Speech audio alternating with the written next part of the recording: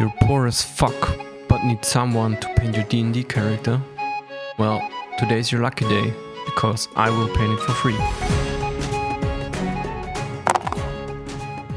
So, this is essentially what I came up with. You comment your character description under this video and I will select the comment randomly, and right now I have very few comments, so your chances of being selected are pretty high. Also, I will roll the dice once and whatever comes up, I will paint it, no matter how stupid your description is, as long as it's safe for work.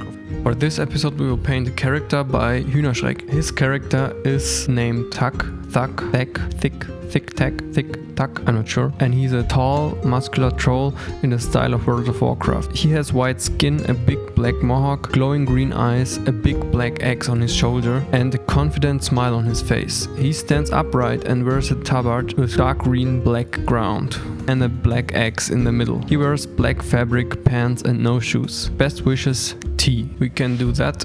Alright, first thing we need to worry about is the pose and the composition. So you see me go back and forth with the pose because I wasn't really sure what I wanted to do before I started.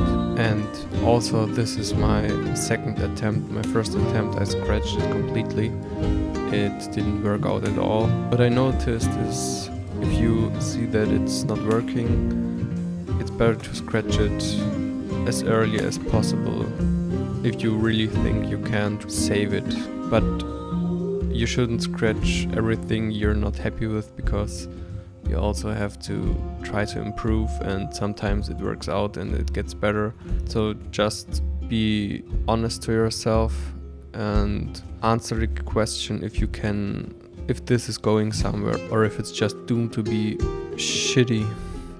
It's also dangerous to fall into the trap of redoing everything and not being satisfied. So sometimes it's just better to get the shitty drawings out, and also sometimes the shitty drawings become the best drawings you have in your portfolio.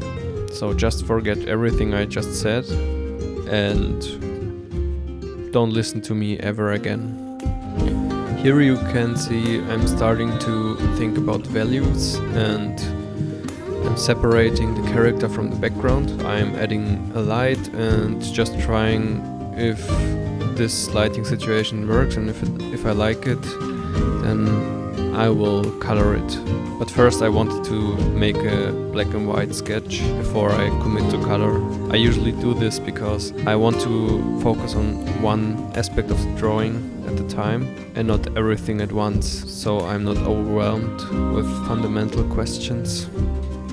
At this stage I had the Vegeta problem. My Warcraft trolls always look like Super Saiyans. Maybe he also has Saiyan powers, would be cool. If you're wondering why this troll has such a young face and not really troll-like, I wrote with the commenter in private. He wrote me on Discord and explained that he wants him to look younger and more handsome than most trolls. That's why I tried to make it a little bit more human-like than the usual World of Warcraft trolls. Once I get into the coloring and painting stage, I will also change the shape of the face a little bit more, so you can see what I mean. I really hope there's enough interest in D&D characters being painted. It's really fun for me to be useful to other people, and that's also why I want to do this. It kind of makes me a little bit more happy when I see people enjoying the artworks and enjoying that their character is being painted. I guess I just want it to be valued in a way. I hope that doesn't make me sound like an asshole or something. But I always have the problem of wondering why I do art in general. There are so many JPEGs flying around the internet. The JPEG itself lost its meaning for me. So I'm trying to find meaning in doing personal art and making something for someone, and also showing the process, because the process is always very personal and the process is not really seen in the JPEG, but is also an important part. If you sticked around for this long, congratulations, you are at the 50% mark.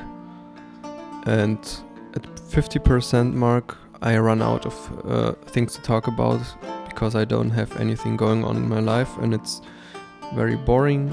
So I will just pretend that I'm talking, and for everyone that's still listening, congratulations. Maybe you already fell asleep and are having a very nice nap right now. I wouldn't be mad, just keep on sleeping. But the best case scenario would of course be if you would draw along, because that's always the best thing to do. So wake up, you lazy piece of shit. Wake up my love. Okay, maybe I should explain a little bit more about the painting instead of talking crap. The only thing I'm doing right now is I'm not really thinking about what I'm doing. It's all detail, and at this stage it's very relaxing for me also.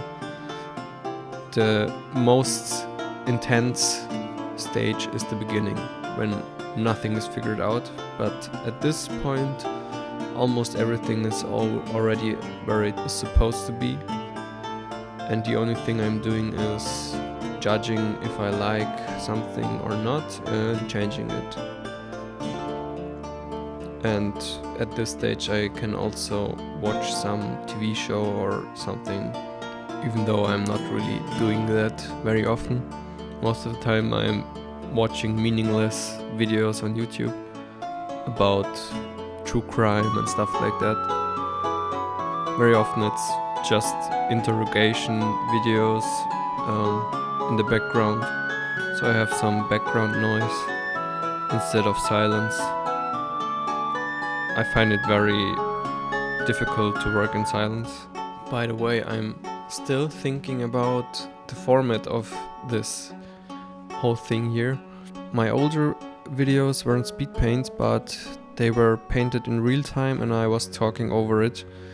So if you have an opinion on what is better, just let me know.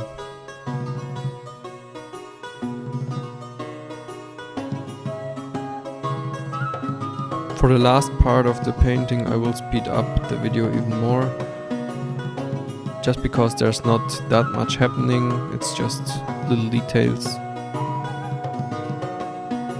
And remember, if you want your character to be painted, just write your description of your character in the comments, and if you're lucky, or if the dice choose you, then I will paint your character. And if you like the format or you like to look at my muscles, please consider subscribing. Thank you.